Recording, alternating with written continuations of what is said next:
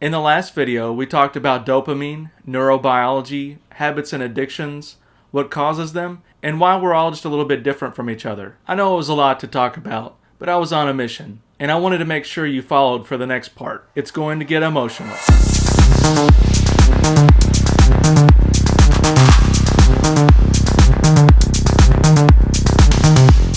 In the brain, there's different neural triggers that are going off all the time just to help us do normal things. Simple things like whistling, riding a bike, or even just walking are something we really don't have to think much about. Our brain has already got that stuff stored, but like the connections I talked about before, they only get stronger with more use. Doing these simple things over and over let us get better at them without having to think about them as much. The quickest way to fuse those neurons together, though, is to attach an emotion to them.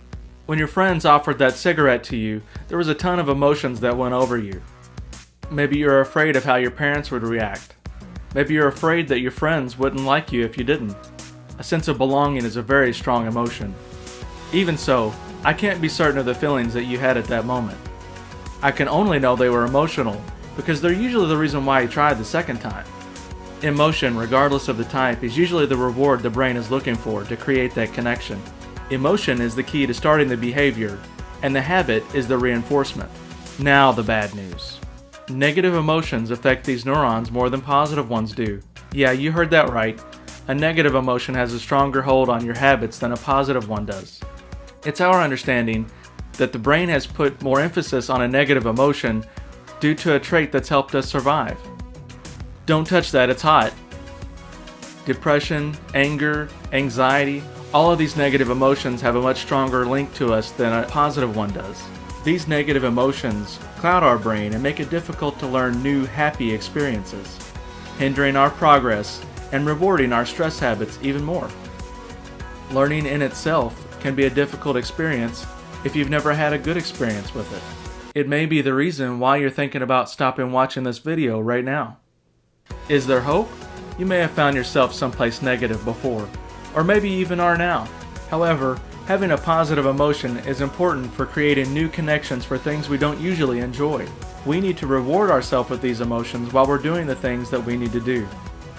It can be stressful trying to make a change in yourself, so it's important that you don't lean back on those things that you're addicted to or have a habit. If you are patient, you can overcome any mental obstacle. There is hope and there is happiness if you only work towards it. I've said before in my videos that a consistent effort to change is your best bet. Maybe consistent isn't the best word. Persistence.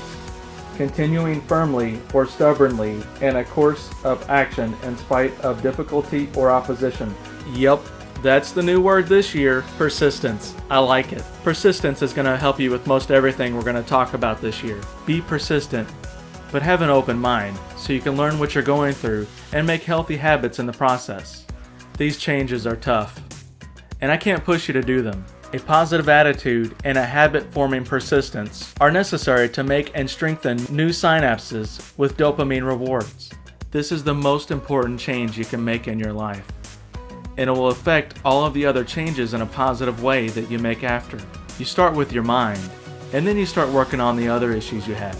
When you're confronted with stress, don't do the first thing that comes to mind. Don't let your mind control you. Alright, I think we've come full circle again. I'm sorry this is a very difficult subject to talk about. Let's summarize. Some habits are okay to have, and become stronger when they're repeated. Emotions make connections in our brain strongly and quickly. Due to survival traits, we latch on to negative emotions more quickly and easily than positive ones. Negative emotions can make new, non-rewarding experiences seem stressful or boring. Hope can be found in a persistent and positive attitude in which you physically rewire your own brain. We do silly things from time to time, but I take your self-improvement seriously, and you should too. It took me a while to put these videos together and keep them entertaining. If you enjoyed these videos, please like and subscribe. It may help other people reach this video. There may be lots of other people who never get to see these videos because of how small my YouTube channel is. It's very difficult to stand out on this platform. It doesn't cost you anything to subscribe, and it only takes a moment to create an account. I promise the only thing that you'll get from subscribing is seeing us here every week doing this same thing. Also, if you'd like to be notified when the next video comes out, click the bell button over here.